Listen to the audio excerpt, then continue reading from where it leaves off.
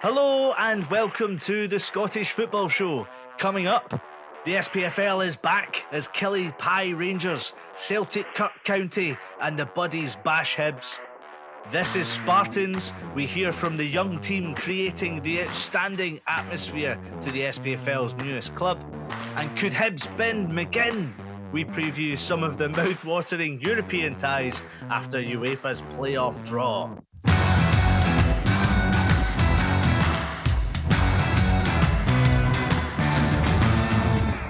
Hello, I'm your host, Andrew Slaven, and we are about to dissect the opening weekender of the Scottish Premiership season. No leagues are won on day one, although there are 9 months of the season of wonder and mayhem that will be bestowed upon us. But Celtic have probably wrapped up the title already, eh? Joining me on the podcast once again, she is the bastion of Scottish football from East Kilbride, but working for the westest of hams. It's senior football producer Laura Brannan, and he's the Paisley Piper, bossing down under. He's the head of creative at Melbourne City FC, Findlay Marks. Did I get that right, Findlay? Are you the head of creative or head of everything? To all intents and purposes, yeah, sure. Why not? Works for you. I don't think I've ever been referred to as the Paisley Piper, though. I'm quite a big fan of that. I might put that in my Twitter bio. Thanks for that, Andrew. Before we get into this week's news, though, guys, we need to follow up on a really good story that came up last week involving Raith Rovers and their new kit, which commemorated their 100-year anniversary of the first team being shipwrecked on the way to Canary Islands. A story you really loved, Finn. Club historian John Greer got in touch with us after he listened to the podcast and watched it on YouTube. And this is brilliant. You should check out this chat I had with him. John Greer, Raith Rovers historian. Absolutely brilliant to have you on the podcast.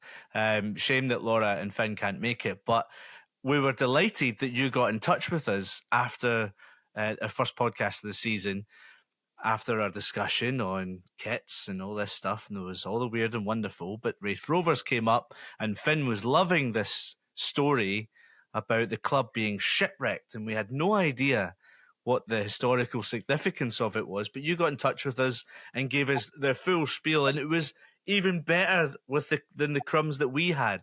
So please tell the listeners from the start to the end as best as you can, and I'll try not to interrupt you.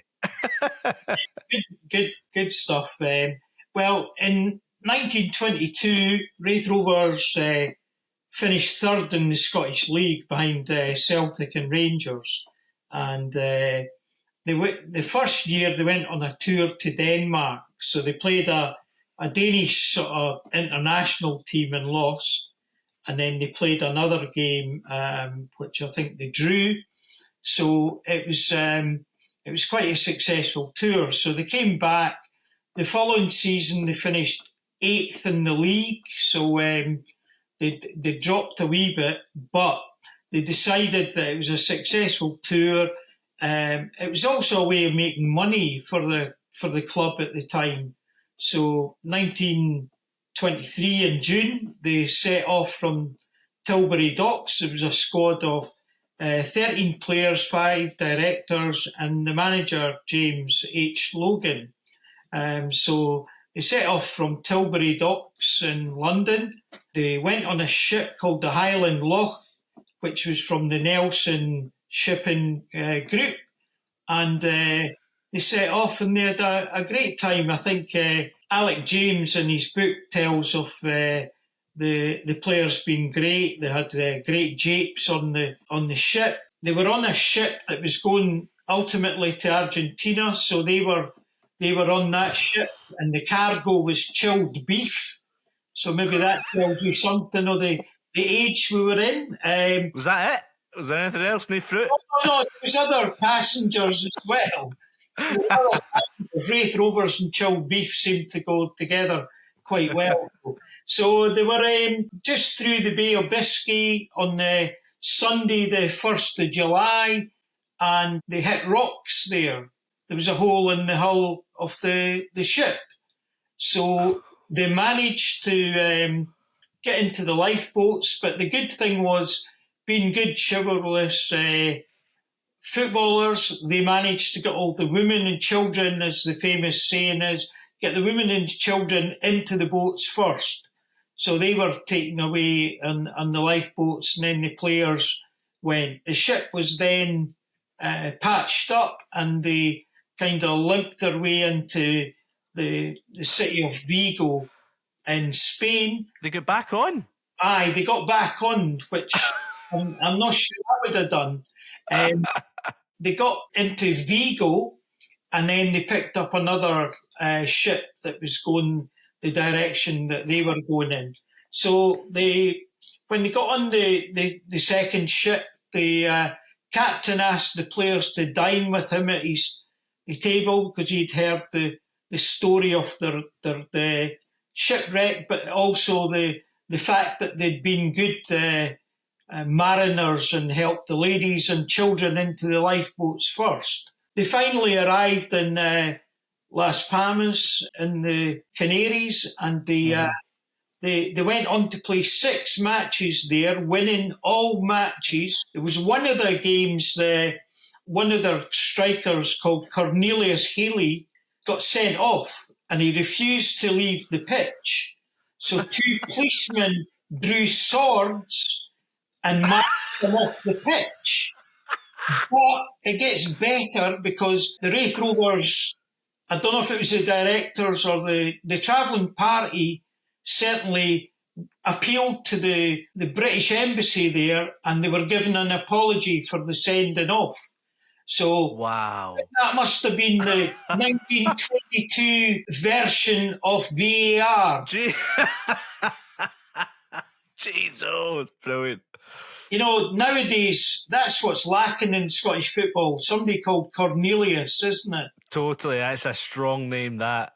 But I do like the idea of the British government getting involved in Raith Rovers' behalf, giving them some sort of diplomatic immunity, letting them run riot in the Canaries. So they won 6 matches, and one of the players, Tom Jennings, scored 11 goals in the 6 games, which was quite amazing. But I've got the shirt here, and your colleague the other day said it's a very plain shirt, which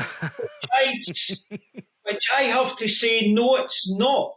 It's got the islands of the Canaries on it. So this story, when it was brought out, the shirt, a couple of weeks ago, since then, the whole story's gone viral. Las Palmas, who are in the top division of Spanish football, we share a former player with them.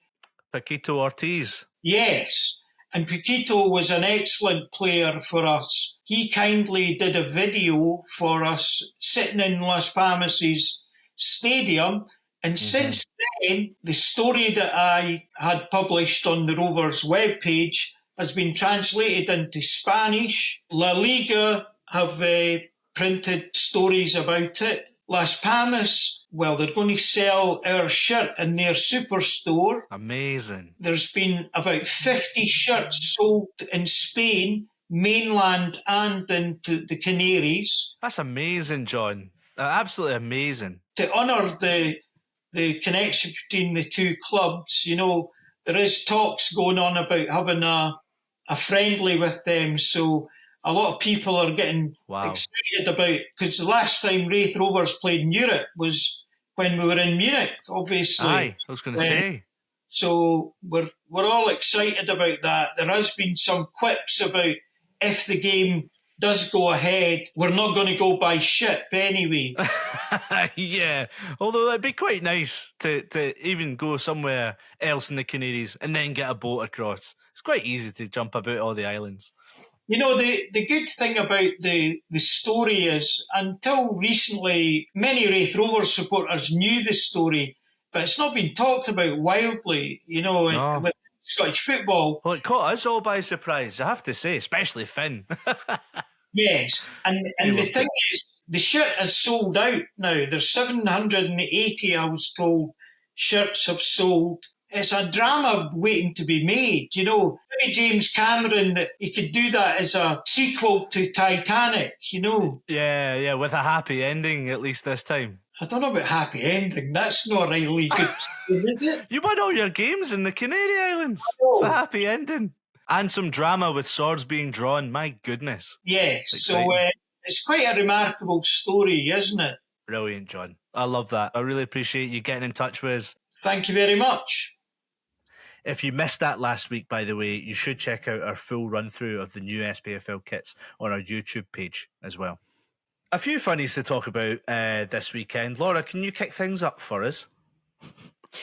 My favourite one from the weekend was the fourth official at Celtic Park. Did you see him?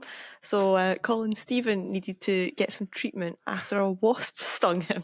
How does that happen? Is that funny? How as an adult do you get stung by a wasp? I don't get it. Well, you know, it's an I've open been chased stadium. by a wasp. Yeah, you get chased by them, and you get like, you know, if you're having like food or drink, a picnic in a park or whatever, like they all come over and it's a pain in the tonsils. But like, I'm just like, you're a linesman. You've got, you know, he's the fourth official, wasn't it? But you still got, you can move. You've got a massive board. Why don't you hit it with that? I don't get it. You're outside. Run away. Man. Get a big subs board swatting him. This can't be a funny story, Laura. Poor lad got stung. You could get bad infections with that. I hope he's all right. Pure cinch. Absolutely loved it. Yeah. You just forget that, like, within the 90 minutes, it's actually a performance and real life things happen to these people, and you think, how are you going to cope with it? Yeah. Unbelievable. Very good. Thanks. God, that was probably one of my best, and you gave me nothing. Finn, any funnies? Well, from one kind of classic cinch moment with a fourth official getting stung by a wasp to another, VAR didn't work in the St Johnstone game because, of course, it didn't. It's like they've only had a couple of months to get everything tested and running properly, and just don't need it. So that was great at the St Johnstone game. First day, set the tone exactly how you want to continue. Oh dear. Well, there was some good news over the weekend as well. I mean, amazing stats coming out saying the likes of over 130,000 fans, supporters going across the top four divisions. It's actually the second highest opening weekend since the inception of the SPFL. We all know we're great. We love our football, but it's just a great kind of, you know, success story that even in the opening day, there's so much excitement across Scottish football. Really looking forward to this season, I have to say. But the other one was James McArthur's retired as well. Plenty of caps for Scotland. A few goals.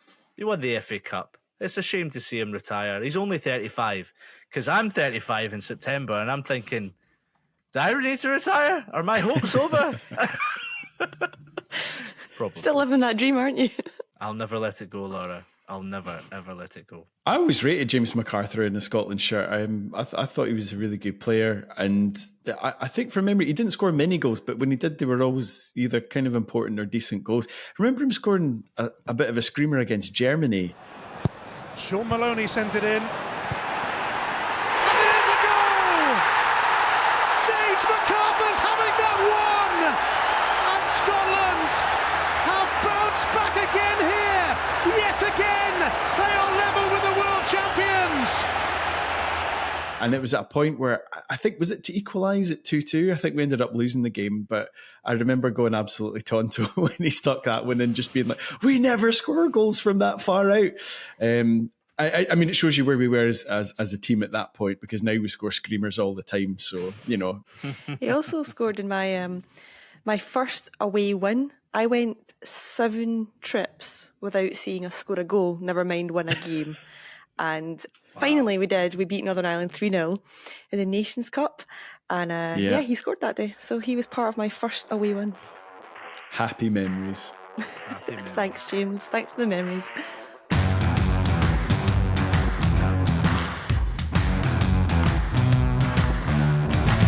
We can't be having that, mate. You better get your finger out, all right, and make sure that you get the results. Right, well, let's get stuck into our SPFL roundup. We'll be focusing mostly on the Premiership this week. And we should really start at Celtic Park, where the flag was unfurled. James Forrest, the testimonial man, he got a happy day. And there is this question. I couldn't find any history on a flag day. Like, no one else does a flag day. Do they not? Is it a Scottish thing?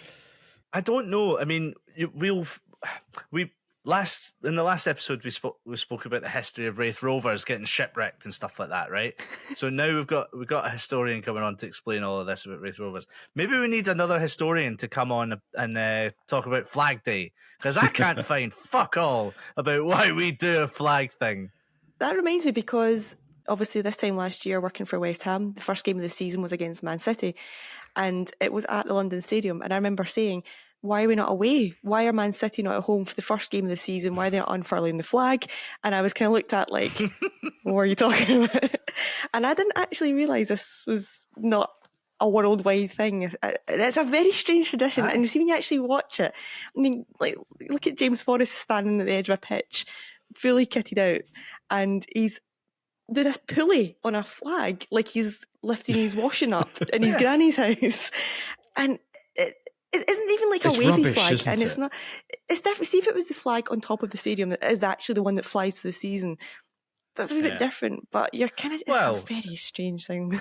Dundee got to fly the flag as well, because they had won the championship title, so they still got to fly a flag too. But I just don't know the history of it. But it was obviously a perfect day for Celtic. 4-2 winners over Ross County, but not the scintillating performance I think most Celtic fans were looking forward to, because Ross County gave them a decent game. Even scoring 2 goals at Celtic Park is some feat.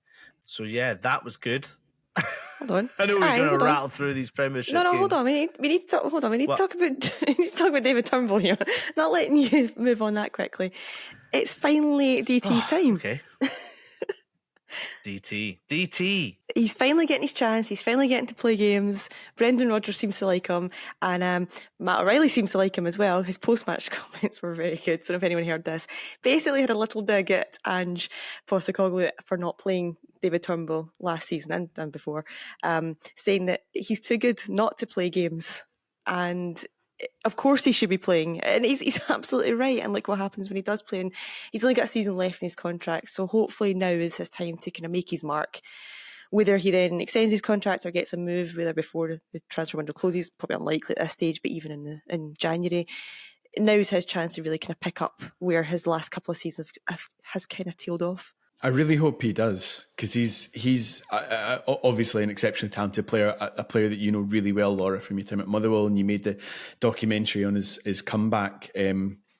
But because I think when he first moved to Celtic, he was almost kind of seen as part of like that rebuild. This is pre-Postecoglou, but there were really high hopes for him. And then Postecoglou came in and splashed the cash and built this entire new team.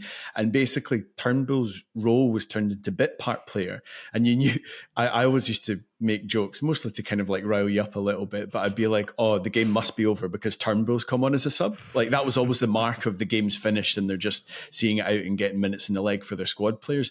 But I really hope it is a marker. I don't know how much better a marker you can make to score a brace in the opening day. Like if you, and it's really important in terms of his career, not just his career, but I think his club career, but internationally as well, because really he should be looking to try and make an impression, to try and get in the Scotland team, because I think David Turnbull is one of those players that can be special, that can have moments of genius and brilliance that can turn games, and that's the kind of player you want in and around the national team. So I really hope that this is like a red letter season for him, that he's able to make a mark and he's able to break into that. And whether or not that will ultimately be at Celtic or he moves to another club in order to further that and to grow as a player remains to be seen. But it's a really important season for him, and I really hope he does well, not just for the sake of that. You almost forget that he was part of the Euro 2020 squad that actually went to the tournament, and he was one of the players in that, because he's just disappeared off the radar recently. Obviously got the injury, which kind of made him fall out of favour a wee bit at Celtic. Never really got back in after Ange Postecoglou kind of reshaped the team and the squad. So yeah, I mean, he's been a part of the national setup tournament, and you just hope that he can get back in it again and push on for the next tournament we hopefully qualify for. It wasn't a great start for Rangers in their opening day, but it was for Kilmarnock, because they pumped them 1-0. pumped is maybe a bit too much, but you know, a lot of new players playing in this game from last season. Kilmarnock had 7 new players. Rangers, I think, had 5 of their summer recruits in the starting lineup, and I did see a few Rangers fans kind of surprised not to see the likes of Cantwell in the opening lineup. But at the end of the day, Lions, I think, with the only goal of the game, and it's great for Kilmarnock, who finished 9th last season. It gives a lot of their fans hope that they're not going to have the struggling season that they might have last time, because I know Armstrong had another good game, and they've got a lot more attacking talent this time coming around. Cracking start for Kilmarnock. It's a shame that the league's already over. You know, that's it done on day one. Kilmarnock won the league. But, I think what was really interesting was Kilmarnock played exactly how they've kind of always played and how teams always set up under Derek McInnes. I'm not quite sure what Michael Beale was trying to do with the team that he put out. Dropping Cantwell was wild. I know he hasn't had a great preseason, but no one really has at Rangers. To be honest, like I expected, maybe it's just the nihilism of a football fan, I expected Rangers to drop points, because you tend to find when there are a lot of new players coming into a side that it takes a bit of time for them all to gel together. I'm thinking back to Ange Postecoglou's first couple of months at Celtic. They didn't have some great results in there as well, but I don't think there's any excuse really for the insipid performance that Rangers put in, but it's full praise to Kelly as well, because as the game went on, when you expect these teams potentially to tire, they were the ones that looked much more likely to get a second goal, and it was a cracking wee finish from lines nipping in between the defenders as well. So yeah, I think it gives a lot of hope for Kelly going forward this season. I think a bit more settled, you know, 3rd season under Derek McInnes, and they've made some good signings as well. I think Stuart Finlay coming back in, he was defensively excellent at the weekend, back on loan from Oxford United. He knows the club well, he knows the league well. I think that's a great bit of business. I think there's a lot of worrying signs still for Rangers, especially with the big European match coming up on Wednesday, but you know, we'll get into that later on. But some worrying signs.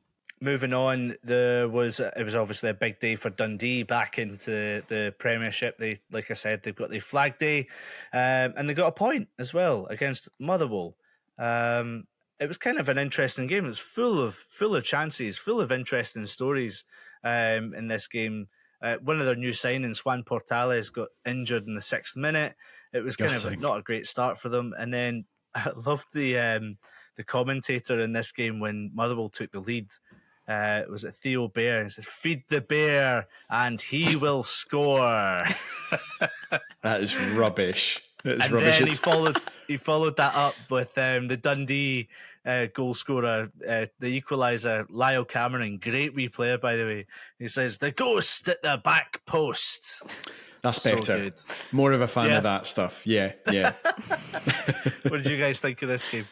It was kind of what I was expecting. I kind of thought it'd be honours even in this game. I thought, on hindsight, I didn't see it at the time, but Motherwell actually lucky not to have a penalty given against them. There was a wee kind of controversial moment that VAR missed where Dan Casey looks to have touched the ball while Liam Kelly's holding it. Ball still in play. I don't know if he does it intentionally, as in he's like kind of patting it down, or he's not aware it's there. I don't know what the thinking is, but I think Liam Kelly kind of notices and kind of just moves it to the side, and no one kind of picked up on it. So a wee bit lucky there. From a Motherwell perspective, I think it's really exciting to see Lennon Miller get more game time, starting another game.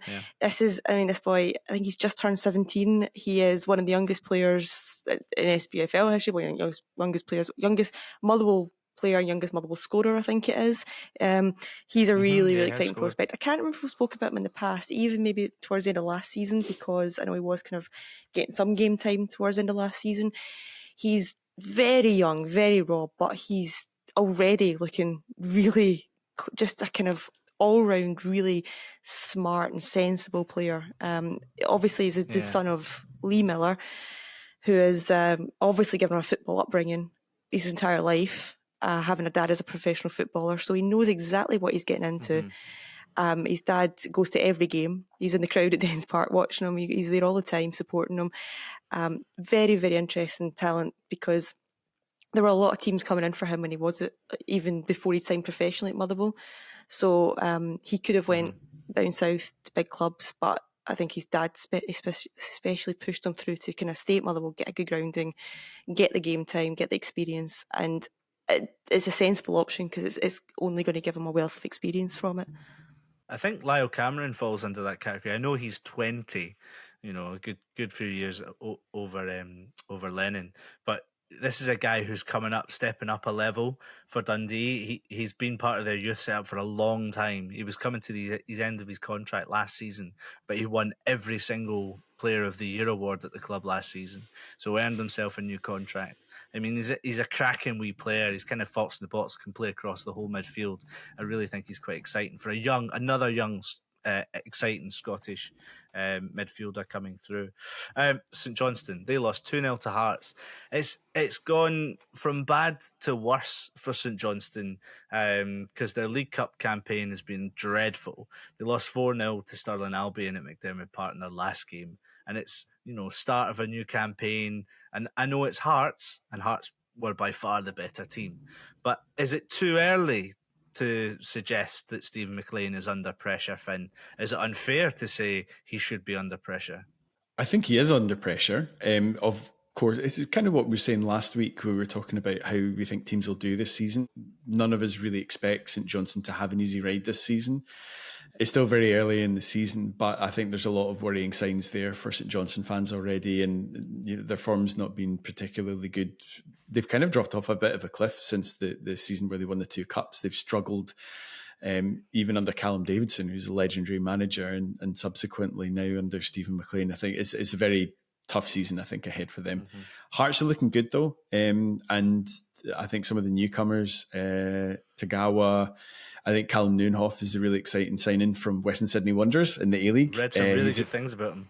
Yeah, he had a great season last year, and he's only 22, and obviously a well-trodden path now. I think there were 4 Aussies starting in the Hearts starting lineup at the weekend. So, and also an interesting one, Alex Lowry joining on loan from Rangers for the season. I think there's a potential there for him to do something similar to Ryan Christie. Aberdeen on loan from Celtic. I think he's that level of player. He really needs to get more full-time football under his belt. He's not going to get that at Rangers, so I think this is a cracking move, and I think Hearts could have a really good player on their hands here. It could be really important this season. Livy Aberdeen was a 0-0 absolute stinker. Don't know why David Martindale said it was a really good game of football. Maybe one for the purists, I don't know. Hibs St Mirren, however, on Sunday was an absolute corker of a match. A game of 2 halves, really. Hibs were most of the possession in the first half, but were 2-0 down going into the second half. Weirdly, Michael Mandron was injured in the warm-up, so Olu Sanya came on. Bagged a goal as well. It was a bit of a mad game, this, really, because Hibs just should have dominated, but had no kind of real aggression in the final third. But in the second half, it was a lot better for them. But St Mirren showed a real, considering Hibs get back to 2-2, for St Mirren to then show that class to keep going to the very end, it's maybe a hallmark of Stephen Robinson as a manager and his teams. Yeah, I think it was the first time he's won at Easter Road as well. I think wow. I wasn't surprised to hear they were I missed this game on Sunday, but I wasn't surprised to hear at half time they were 2-0 up. Then, because I was thinking, right, Hibs European hangover, St Mirren are kind of scoring for fun in the League Cup right now. They're also very good away on the road as well. A little bit surprised, obviously, they come back in the second half from Hibs, but I think just to push on, it's the old cliche of being able to hold out, grind out these results, difficult ties away from home. This is the sort of thing that is a difference over the course of a season. And we all kind of tipped St Mirren last week saying they could be one of the teams that actually go on and do well in the top 6 this season. And that's exactly the sort of results they're going to have to pull off if that is what they're going to do.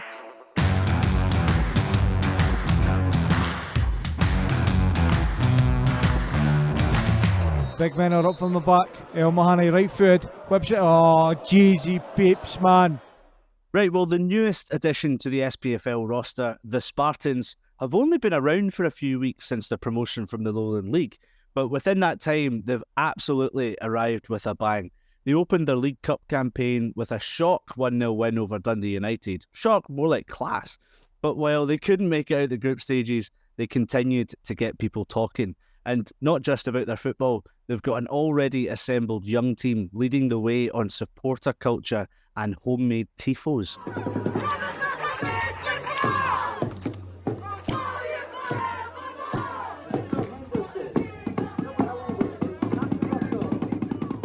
So to find out a bit more about who these kids are, we've got Kenny Cameron, youth work manager at the club, here to bring us up to speed. So Kenny, I mean, tell us from start to finish, when was this sort of inception of these, club ultras come about, and how excited are you for them?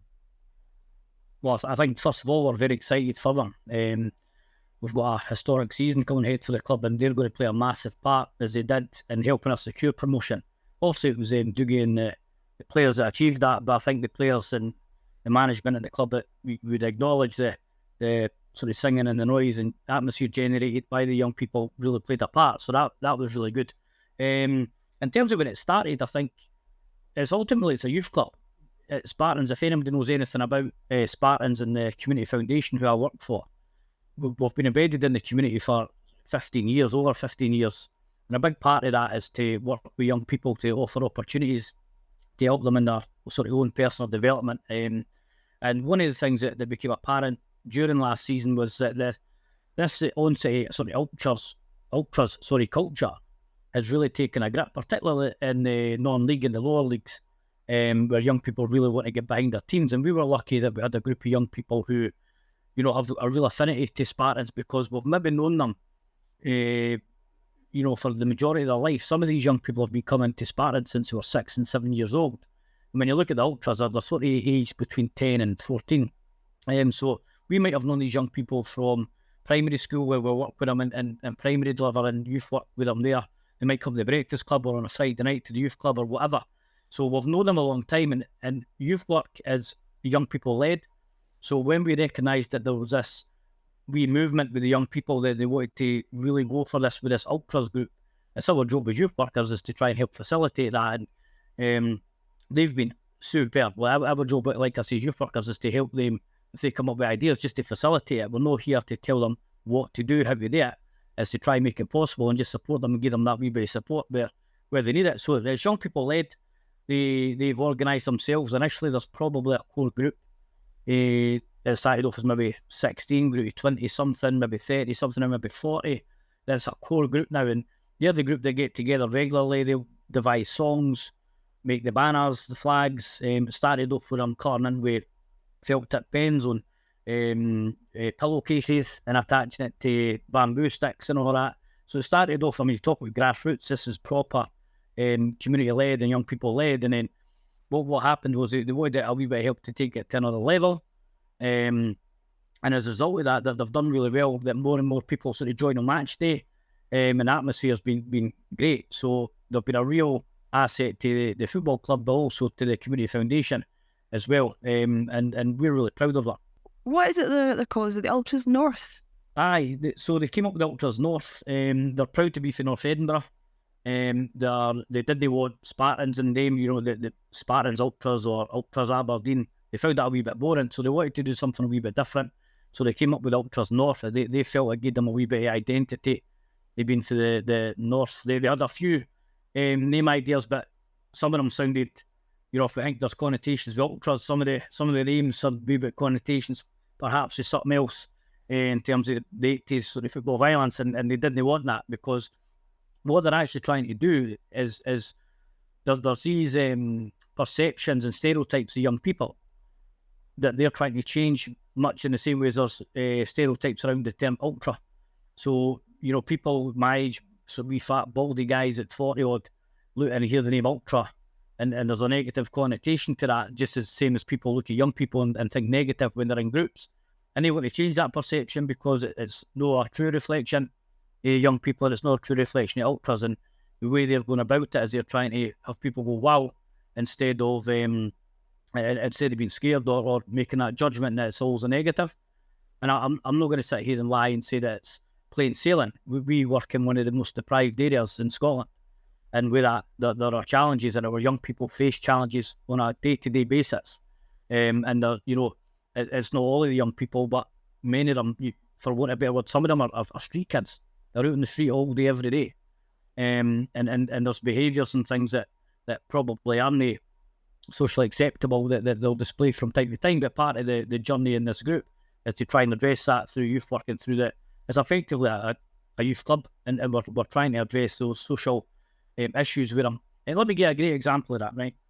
So somebody had, the Spartans Football Club have the pride flag around the badge, and somebody had tweeted the club, basically a bunch of homophobic nonsense, and some of the young people had seen that, and one of them came up to me and said, Kenny, we've seen a homophobic tweet about the pride flag, so they actually went out and got a pride flag for the next game and stuck it on their banner because they want everybody to feel welcome here.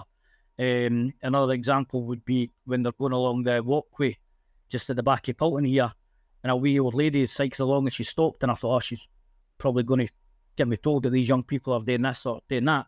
But actually, in fact, she was fully praising, saying, that's fantastic, listen, I'm singing songs, they're smiling, they're happy, and that's the perception that this wee group want to portray. That's a testament to the work that you guys do in the community, because the beauty and the romance of lower league football really too is that connection between club and community, and these lads seem to be so buying into that. The banners the tifos are so well made, but it's that sense of they're building a community themselves as well. It's great for their growth as young adults as well. You're right, that connection between the community and their local football clubs is massive, and it's something we didn't want to lose as we progress into professional football. It's been a dream for so many people for so long, but the football comes second to the impact in the community, and that will always be the case. The people that work here wake up every day determined to make a difference in North Edinburgh, and the young people have bought into the success of the football club on the back of, like I say, the relationship that's been built over sort of 10, 15 years they've been here. So we want to, look, there's no denying if we can use it to build a fan base for Spartans going forward. We're in a tricky situation in Edinburgh where you've got the big clubs, you've got Hearts, you've got Hibs, you've got Edinburgh City to compete with, and then there's also your civil service strollers, your Craig Roystons. There's a lot of football clubs, so you're competing with a lot. And if we can, be these young guys, even second teams, that they come along to the home games and stuff, and hopefully then build a sort of fan base going forward for the clubs, then that would be fantastic. Annie, what's the kind of process been like in terms of like fundraising, making the tifos? We actually, for the tifo that we had at the weekend, it's had some great feedback. We worked with Sarah Jane Embroidery, because one of the things that people don't see about this, they'll see the tifo, they'll comment on that and think that's great in terms of it's just the football, but there's a wider thing to the Ultras group, and that, again, it's a youth work provision. So youth work by definition is informal learning. So what people won't see is, Sarah being in and working with young people, teaching them how to sew the fabrics together, and then designing how to make a proper circle by using something in the middle on the string and all this. And it's not something that I'm great at, but they learn that. But also tied to that, we've got a number of them young people perhaps aren't attending school, maybe as much as they should, or maybe on part-time timetables, or maybe non-attenders. A lot of them have got seriously chaotic home lives. That's not for this discussion. But what we're finding is when, for example, when they'd done their first banner, it said North Edinburgh's football team. It was 10 metres long. It was one of the lyrics for one of the songs that they created. They worked out that to fit that onto the 10-metre banner, they had 33.3 centimetres to fit each letter into that banner. So there's maths right there. You know what I mean? I genuinely wouldn't have thought to do that. They worked out, like, okay, we want to get this looking good, so how many? They were doing some fundraising. You asked about that. People have really bought into what they're doing, so they done a wee bit of fundraiser. They went in with buckets. People really supported that. They then counted the money, and they're counting money. There's numeracy. They're literally stacking money up and putting the 20 pences with 20 pences, and etc., and piling up and counting it, and then they're keeping a note of how much, because we're then banking it for them, so they're seeing that side of it.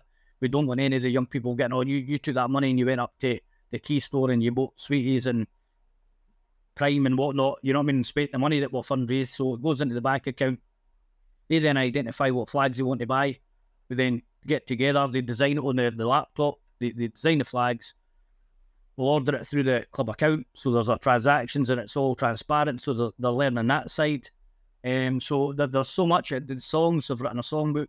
Again, a lot of these young people aren't attending school, so this is literacy. They're literally writing down. And if I showed you some examples of some of the handwriting, it would show you maybe perhaps some of the level that some of the young people are operating at, but it's only going to get better by them doing that and then transferring it on the laptop, and they've made like an ebook, their songs. And again, I'm not going to say it's all rosy. There's some songs that have some swear words and whatnot, but we've got to be realistic. They're young people, and they're young people for Paulton and Muirhouse, and it's natural for them to use that language on occasion, and people might like it or no, but they're at the football as well, and when they go to other games, this is what they hear.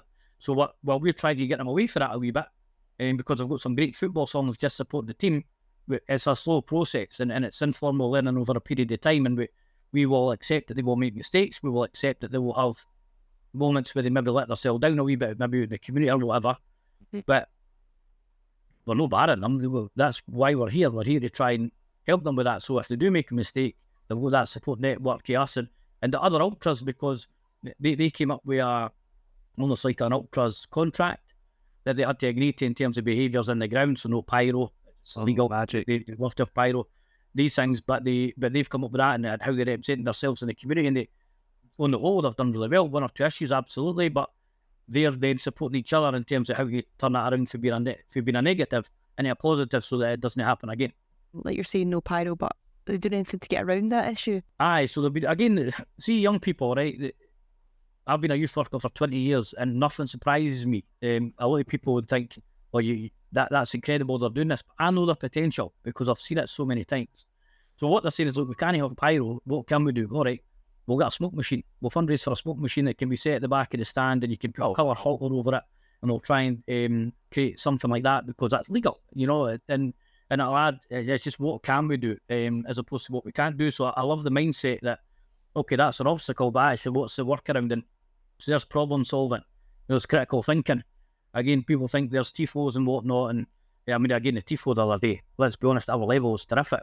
A lot of work went in it, even there, right, how to get it to float up on the net. So I didn't know about these things, but they told me it floats up on the net. They worked out the engineering, I suppose. You're getting 3 cables and how they're going to fit through and how they're going to pull it up and how they're going to time it. So that all came from them. And we're just giving them the platform as the foundation and as a football club to sort of express that. And again, as a youth work too, I'm delighted. So, no, it's going really well. I've never seen Laura smile so wide. This is the kind of stuff she utterly adores. Laura runs her own. I think you've got a Tifo group as well for the Scotland. For the Scotland national team as well, but you guys are putting us to shame because this is so impressive, the amount of work you're doing. I think you guys should come in and teach us how to do it. Sounds like a great me. We'll set up the capos all to have a go, but there's lots of handle of you good into it. We take the groups through, Again, this is part of a wider loaded projects at Spartans, so that's one group, it's Ultras group. But again, see, when you're talking about that culture, they've designed their own t-shirts, they made their own logo, there's graphic design. They're now putting them on t-shirts that they sell towards supporting the fundraising. When they did have money, I have to say the club were fantastic. The players and the club paid for their buses to Brechin and to Albion Rovers, including the players buying them lunch.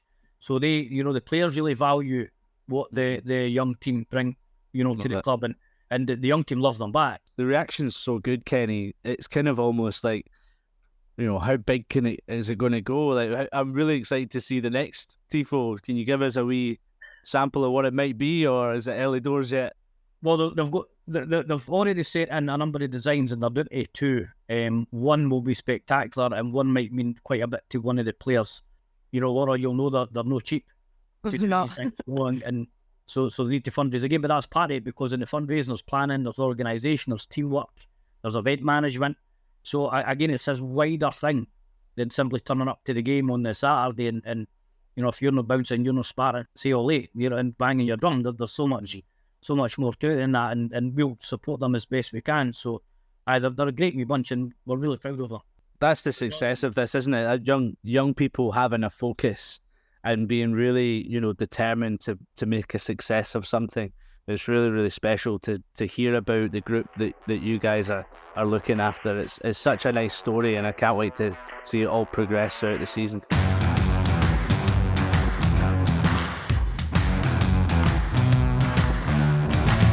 regrets. No, it's good laugh on it. So I didn't find it funny.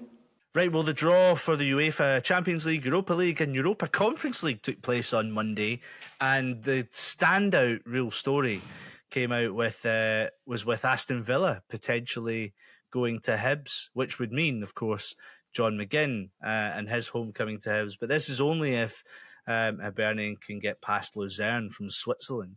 Quite a mouthful on this, because, you know, very, very big if for sure, Laura. But do you think the hopes should be high for this? Like, you never know what sort of Hibs you're going to get. No. So it's very difficult to get excited about this. It's a really tasty tie. If they can get past Luzerne, this is going to be amazing. I've got a friend who's an Aston Villa fan, and his reaction to the draw was, you wait all this time to get to Europe and we're going to bloody Scotland. And I'm thinking, yeah, get it up you. And I hope you're miserable after it. But it's a really strange thing, because I never want to see John McGinn miserable. But I want to see Hibs get through to the group stages. So for this one, he's just going to have to take it on the chin. I really hope that this is a kind of miserable trip back to Eastern Road for him, unfortunately. But as I say, on the chin again. Love that. We're getting a wee bit ahead of ourselves there.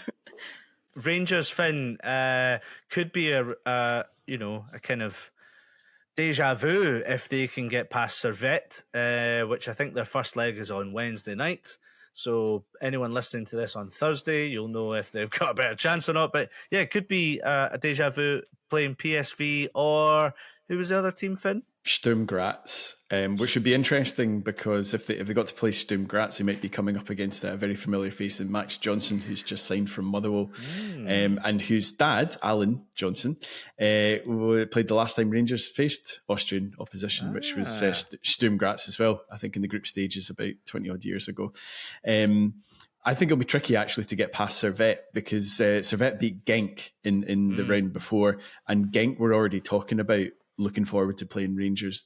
Servette were not expected to get through. It was also even more surprising because Servette in the second leg had a player sent off after 7 minutes and had 10 men for the entire game and extra time, and ended up winning on penalties. So it's interesting Rangers struggling so much to break down a side like Kilmarnock at the weekend, because Servette are very well organised, very hard-working, maybe not hugely talented, but it will be really difficult, and Rangers will need to get a result at Ibrox to take out to Switzerland. Otherwise, there's no point even looking ahead to PSV or Sturm Graz. Yeah, really interesting. Even Malik Tillman could be at PSV by the time, if Rangers get to that point as well, which would be an interesting one. Aberdeen, they're going to play either Vilnius of Lithuania or the Swedish team Häcken in the Europa League playoffs. And Aberdeen actually beat Häcken 5-3 in aggregate in 2021 under Stephen Glass. So I guess they'd maybe want to go there again. Really, really tough. What about Hearts though? They could get Hajduk Split from Croatia or PAOK in Greece if they get past Rosenborg. But that's a tough tie, Laura, as well. Rosenborg are no pub team at all. They've got a great European history. I wonder what you think Hearts might do. Yeah. They're looking good so far.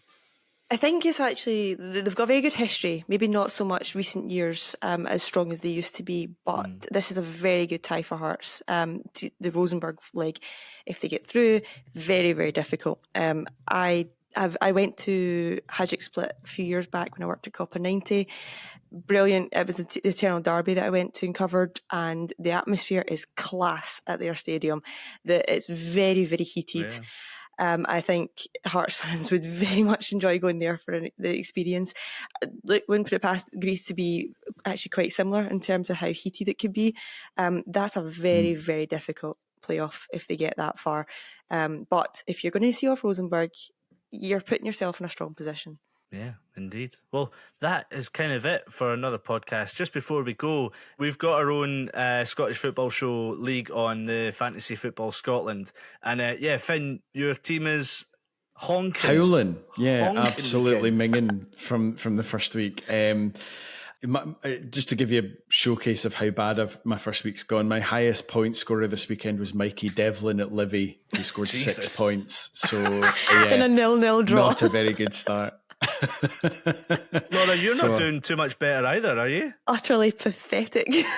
It's not being. I was really. Shocking. I think I got a bit cocky leaving it till last minute, and then the budget just absolutely screwed me. Couldn't get half the players I wanted. My highest. Oh, to be fair, my highest was Lawrence Shankland. So I'll live off that one. But and Marco Hara as well. They both got me 14. But apart from that, utterly pathetic across the board. You're 219th in the Scottish Football League. Finn, you're 353rd. Where am I? I am 183rd. A lot higher than you two, which is good. But who's top of our league is Right Boys We're Booked is top on 87 points. Jeez. Well played, whoever you are. Putting us to shame. But yeah, if you didn't captain Kyogo at the weekend, you're an absolute numpty. I went for a full Rangers defence practically, and I got stumped. Unbelievable. Right, that's it for episode 2 or episode 3. I can't remember.